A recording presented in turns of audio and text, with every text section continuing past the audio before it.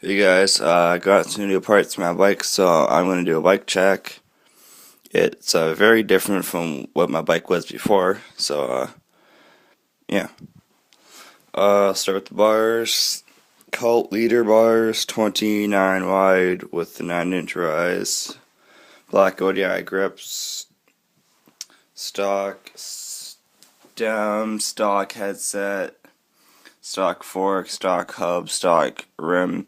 Painted black with a white wall. Fit FAF to 1D by 2.25. Cranks are stock salt cranks, stock E-clap pedals, with a Verde Sprocket, black, 25 tooth. Don't know the name. Black chain. Fiend seat, the Fiend fat seat, black and gray. Very fat, very comfy, very nice. Stock C post, stock C clamp, stock back hub, stock back wheel, painted black, with a weight wall of 20 by 2.10 fit FAF. And yeah, it's a nice bike, and I like it, and I'll have some more videos coming up, so stay tuned, and yeah.